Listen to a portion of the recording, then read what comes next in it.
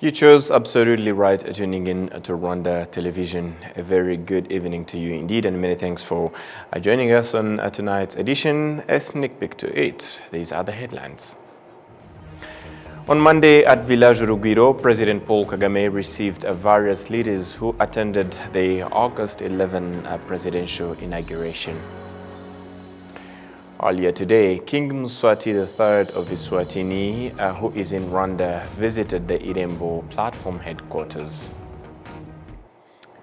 The Uganda People's Defense Force Chief of Defense Forces, General Muhoozi Kainerugaba, along with his delegation, visited the Rwanda Defense Force headquarters.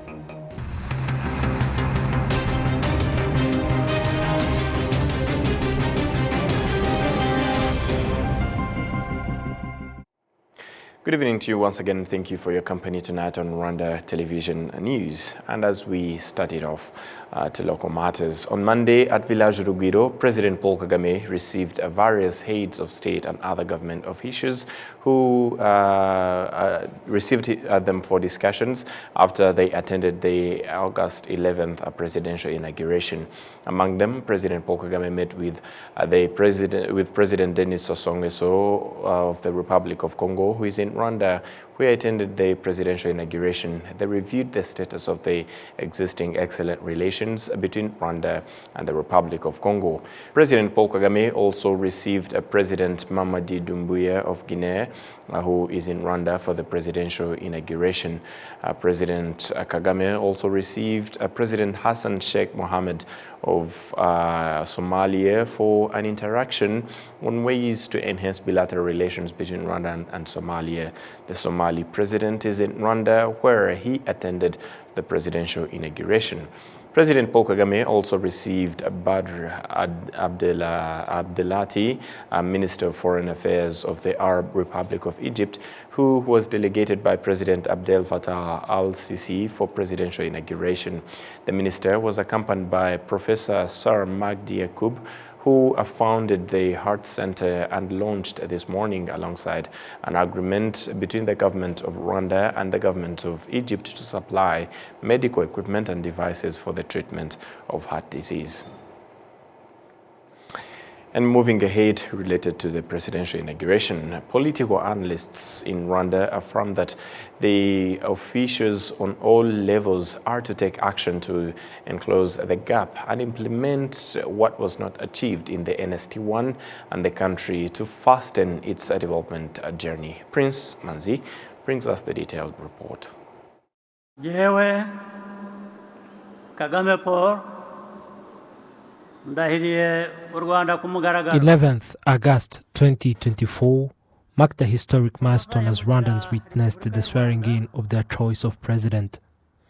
In his speech, President Paul Kagame emphasized on his ambitions on citizens' development. This new mandate is the beginning of doing more to achieve what we desire. Why shouldn't we, in the first place, achieve more than what we achieved? Kuki se n'ubundi tutarenza ku byo twakoze?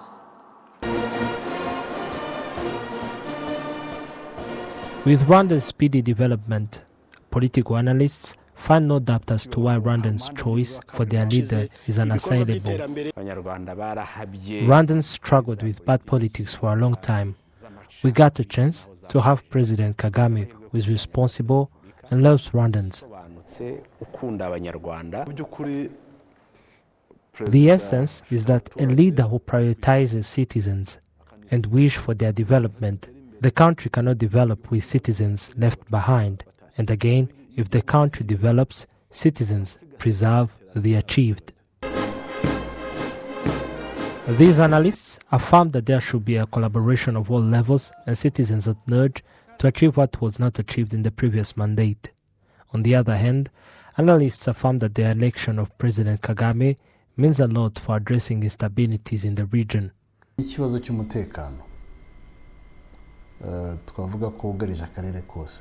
issue of instability affecting the region, especially related to the insecurity that led to the genocide in Rwanda. The election of President Kagame, who already had experience in dealing with it, it serves him another time to deal with it adequately. Apart from Rwanda, political analysts demonstrate that President Paul Kagame's exceptional leadership is crucial in Africa's self-reliance.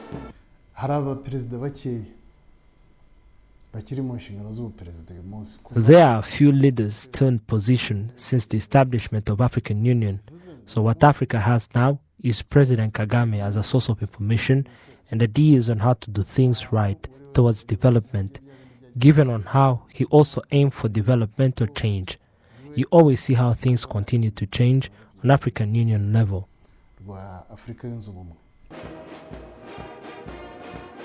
The growth of agriculture and livestock production, industry, creation of new jobs, increase of infrastructure including housing, technology, financial and investment services, and tourism development are some of the contents of the RPA Montagnese 2024-2029 manifesto.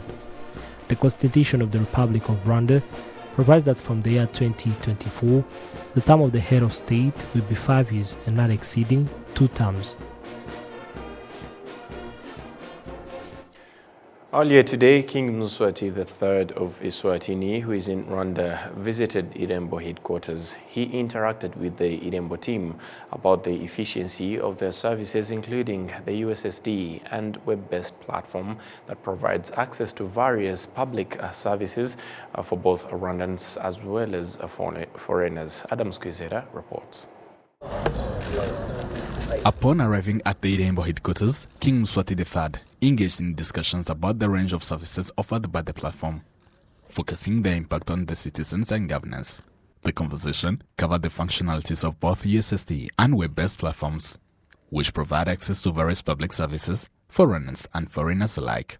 Additionally, the discussions included strategies to enhance the partnership between Rwanda and Eswatini in the field of technology. Yes, we are looking forward to cooperate on these IT issues, and we congratulate the Republic of Rwanda, and in particular Irembo, for coming up and managing such a facility. We are looking forward to learn from the best practice of Irembo, or rather Rwanda as a country. Naturally, as His Majesty alluded in our discussion day, that is the issue of connectivity. And for instance, he made an example of Asia, whereby the countries work together and not reinventing a wheel. Rwanda is already there. We'll engage with our brothers and sisters, and we learn from their best practices. If need be, cooperative agreement and whatever ways of working, we'll exchange the information. That is the approach. And for us as managers, Israel Bime, the chief executive officer of Irembo, highlighted that discussions with King Mswati III yielded promising outcomes. Both parties identified major benefits and set expectations for the cooperation aimed at advancing technology. And we interacted, first of all, on the work that we do as Irembo and the need for us to be able to extend our services and our technology to other countries across the continent. There is so much interest in the impact that we've been able to create and the need for it to be replicated in other countries. And so what we discussed today means that there is a lot of intentionality for this to be happening. Now what we have to do is working with the respective institutions and teams to see what it takes for us to be able to do that. There is definitely an intention and the desire to be able to replicate the impact that we've had here in Rwanda, in Eswatini. And so we are going to be working together so that we hopefully find the right way to be able to replicate what we've done here in that country as well. King Mswati III is currently on a state visit to Rwanda, where he was among 20 heads of state who attended the inauguration of President Paul Kagame on Sunday. Adam Squizera, RwandaTV News. Thank you, Adams. On Monday, the Uganda People's Defense Forces, UPDF, Chief of Defense Forces, General Muhoozi Kainerugaba, along with his delegation, visited the Rwanda Defense Force headquarters and were received by General Mubarak Muganga, the RDF Chief of Defense Staff. The UPDF delegation and RDF leadership held a bilateral meeting focusing on enhancing the existing bilateral defense cooperation between the two defense forces. While speaking to the media, General Muhoozi Kainerugaba underscored that the visit provided an opportunity to discuss ways of enhancing the historical defense cooperation between the both armies, with a focus on ongoing defense projects, including training, among others. The purpose of my visit was to, one, it was a return visit because years before that, I visited Uganda in May, so I had to make a return visit, and that is the normal diplomatic practice. But the topics of discussion, we've been discussing our mutual defense cooperation by different projects we are undertaking and enhancing that cooperation or our historical cooperation. General Muhoozi, who is in Rwanda since August 10th, also attended the inauguration ceremony of His Excellency Paul Kagame, the President of the Republic of Rwanda and RDF Commander-in-Chief. Moving ahead, on Monday, the Senate President, Dr. Francois Kalinda Xavier, received the Speaker of the Algerian National Assembly. They discussed collaboration between both countries. This Monday, the President of the Senate of Rwanda, Dr. Kalinda Francois Xavier, received Mr. Ibrahim Bougali, the Speaker of the National Assembly of Algeria. The two dignitaries discussed about the good relationship between their respective countries and also talked about how they can further enhance cooperation in the fields like education, health, and technology for both countries. هذه الزيارة كانت بتكليف من سيد رئيس الجمهورية سيد عبد المجيد تبون. Rwanda has bilateral ties with Algeria in education, health, trade and technology. First of all, I'm here to represent His Excellency Mr. Abdelmajid Tebboune, the President of Algeria in the presidential inauguration, and he is very grateful for the invitation he received from His Excellency Paul Kagame. قطاعات العلاقات الموجودة بين الدولتين دولة الجزائر ورواندا. The Speaker of Algeria appreciated how the ceremony of the inauguration of the President of the Republic of Rwanda was well organized, in which he represented the President of Algeria. Cette visite représente beaucoup pour notre pays. Our presence here aims to strengthen our bilateral relations for our countries and our union in order to develop and reinforce the cooperation of both countries. Algeria has the diplomatic representation in Rwanda and the ambassador has the office in Kigali, while the Rwanda's representative in Algeria has the office in Egypt. Enora Gladys, RTV News. Thank you, Enora. On Monday, Rwanda and Egypt signed a cooperation agreement in the health sector, followed by a visit from officials on both sides to the joint heart treatment center. The Rwanda-Egypt Heart Center is under construction in Masaka sector of Kicukiro district. The Minister of Foreign Affairs, Immigration and Egyptian experts, Dr. Badr Abdelati, together with the Health Minister, Dr. Sabin Sanzimana, visited the construction activities that have reached 30% completion. The facility is expected to be operational in the first quarter of 2026. Health Minister Dr. Sabin Sanzimana indicated that with the rising incidence of cardiac diseases in Rwanda and across the continent, the center is expected to provide critical solutions to these challenges. The Minister of Foreign Affairs, Immigration and Egyptian experts, Dr. Badr Abdelati, noted that the health services will be universal. healthcare to kids and to adult people for free, without any expenses, without any kind of discriminations. Everybody will have access to the medical care here. And again, this project is reflecting, the vision of President Al-Sisi to further enhance and extending our relationship with our great continent, Africa. We are proud, of course, to be Africans. So this is a testimony of the vision of President Al-Sisi to further enhance our cooperation with African brotherly countries in general, and with Rwanda, of course, in specific. The two parties signed an agreement on supply of pharmaceuticals and medical devices between the government of Rwanda and My Rwanda Heart Care Center. Rwanda and Egypt stated that this cooperation would facilitate the transfer of medicine between the two countries at reduced costs. The Egyptian foreign minister highlighted that Egypt has provided Rwanda with equipment valued at $3.3 million intended for use in the heart treatment hospital. The concept of this center was initiated by an Egyptian cardiac surgeon, Dr. Magidi Yakubu. As climate change continues to threaten Africa's food security, finding lasting solutions has become more urgent than ever. Dr. Agnes Kadibata, president of AGRA, explains how gatherings like the Africa Food Systems Summit are helping to make a real progress. With upcoming Africa Food Systems Forum here in Rwanda, she highlights that key actions that are being taken to follow through on important decisions, and emphasizes a crucial role that women and youth play in changing Africa's agricultural future. Her insights stress the need for everyone to work together to tackle this pressing challenge. She was speaking to our colleague Olive Nete. Take a look.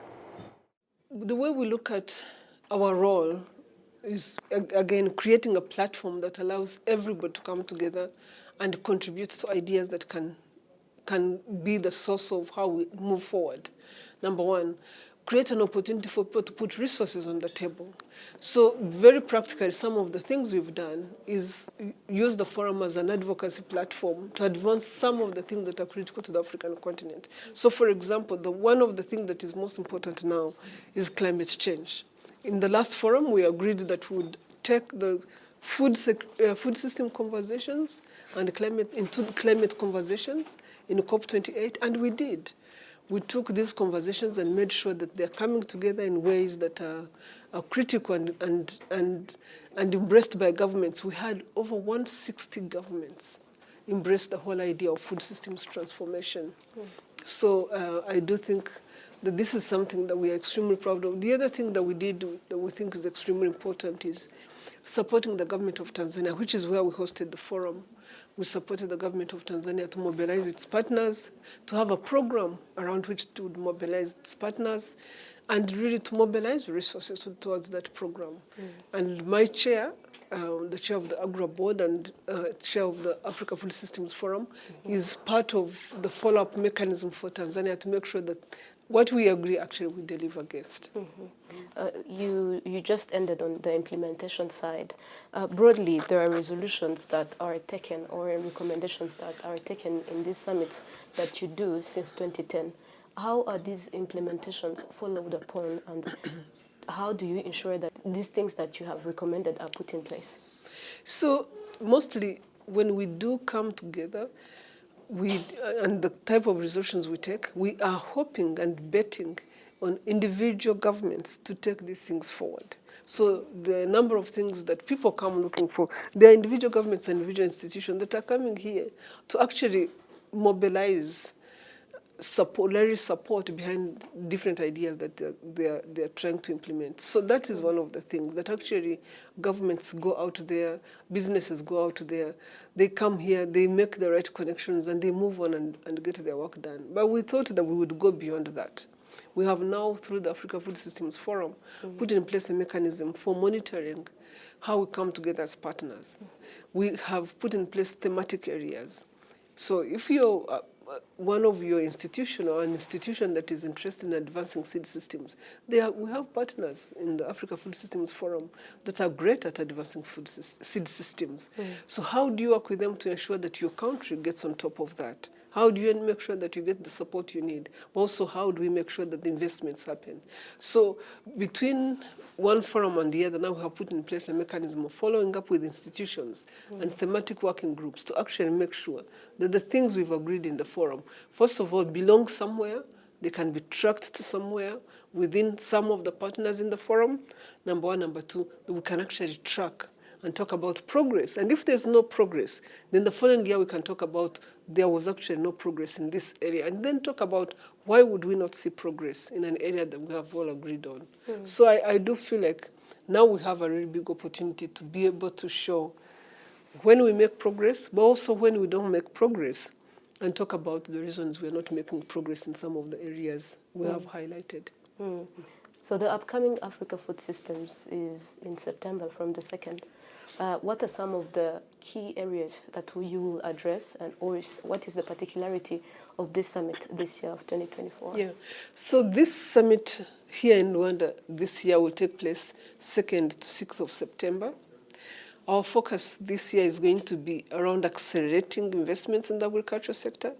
And you can see that from the fact that last year we worked with one country, which was Tanzania. This year we'll be working with 4 countries, which is Rwanda, Zambia, Sierra Leone, and Ivory Coast. These 4 countries will come to the table with clear investment plans, clear investment opportunities, and with mobilized partners so that we can have conversations around how to invest in the sector. So that's not the only one. We still have the D rooms where people can go and listen to individual investment opportunities and be able to invest in individual businesses and all institutional businesses, because even governments have an opportunity to go to the D rooms and present it there. So acceleration of delivery is going to be very critical. In fact, the main conversation will be really focused around how do we accelerate delivery given the challenges we have. We have a challenge of climate change. We need to think differently. If we don't think differently and we don't think fast, we are going to be falling behind every year on food security issues. And we are going to be falling behind every year on nutritional issues. So you can see that some of the gains we had already made are being eroded. And the only way you can deal with a problem like that is if you try to stay one step ahead. So this year, hopefully, we can really nail real work on acceleration. The second one is to engage youth and engage technology. And these are all very linked. We are being very intentional around how we encourage youth to come into the agricultural sector. And we are being very intentional around how we encourage youth around technology in the agricultural sector. Because we need to accelerate, we need technology. To accelerate, we need people that understand how the sector needs to be moving differently. And we see youth and digitization and use of technology as elements we have not used enough to tap into the potential of the agricultural sector. And if we do feel like that's really the really most powerful part of really trying to accelerate the sector. Speaking of young people, the women and the youth are among the majority of Africa's population. As AGRA, what initiatives do you put in place to help them engage in these in increasing the production of agriculture, but also how can this increase benefit them as well as people who are make up the majority of the population of Africa? So I think the best way to think about it is for every 10 million people that get out of university, only 3 million get jobs. So we could start by creating jobs. If we think about what potential there is in the agricultural sector, the potential comes from the fact that all of us want to eat, all of us need food, and all of us are not getting exactly what we are looking for. We are importing a lot of food. The way I look at it is every time we send money out to import food, these are jobs we are sending out.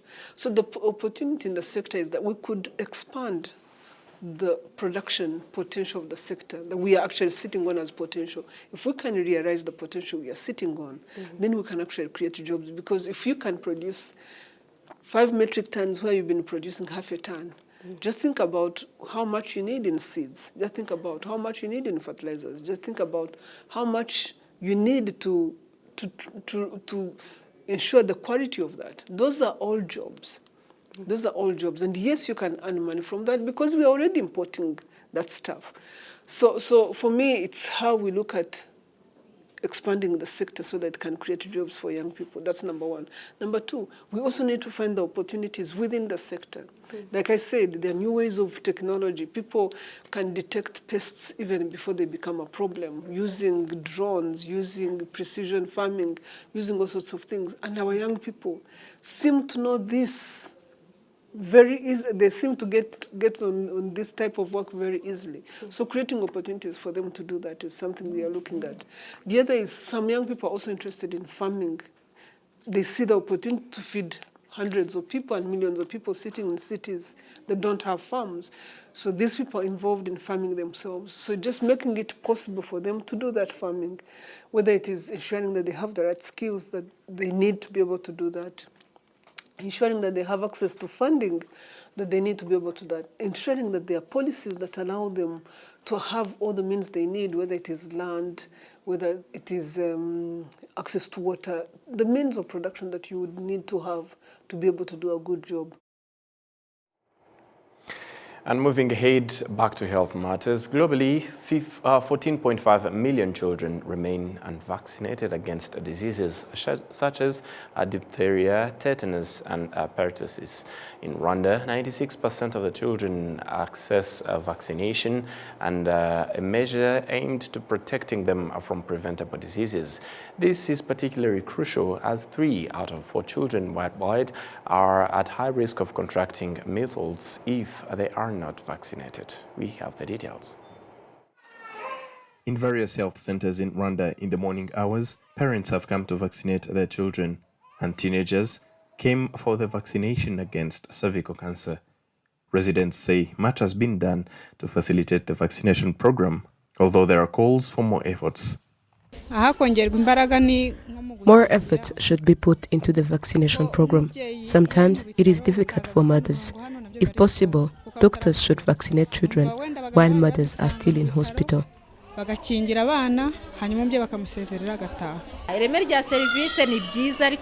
Service delivery is good, but to a lower extent because workers are very few.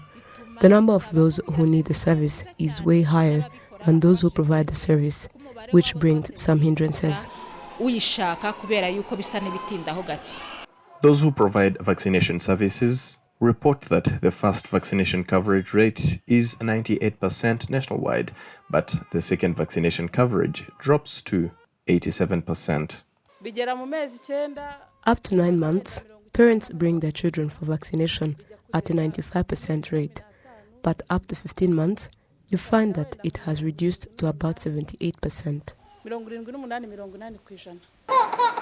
Rwanda has achieved a 96% vaccination rate, a milestone attributed to the government's dedicated efforts, according to the Rwanda Biomedical Center.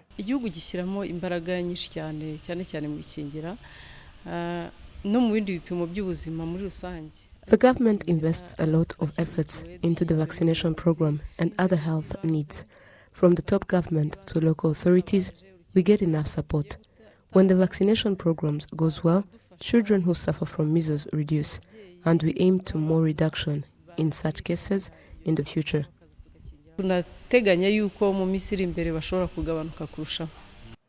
World Health Organization indicated that in 2023, 3 to 4 children were not vaccinated against diseases such as diphtheria, tetanus, and pertussis, putting them at high risk of contracting measles. Medical expert Dr. Antoine Muyombano emphasizes the critical importance of vaccination. As you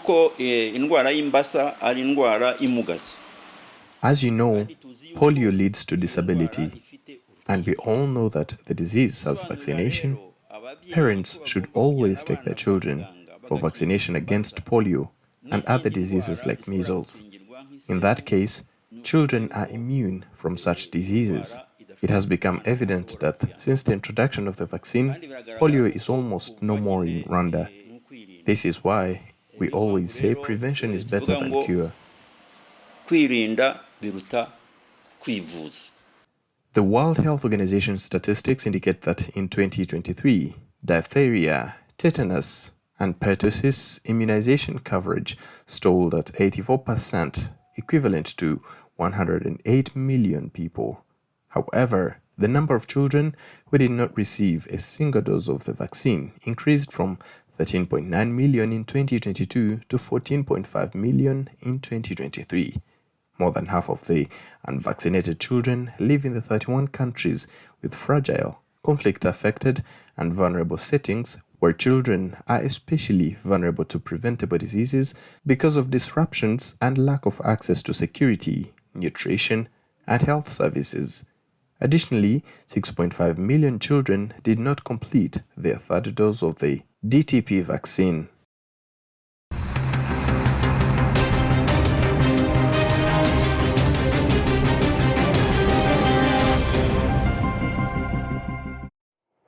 And that's all from us here at RBA's Rwanda Television News. On behalf of the entire news production, as well as the technical team that made it happen, many thanks for being with us on today's edition.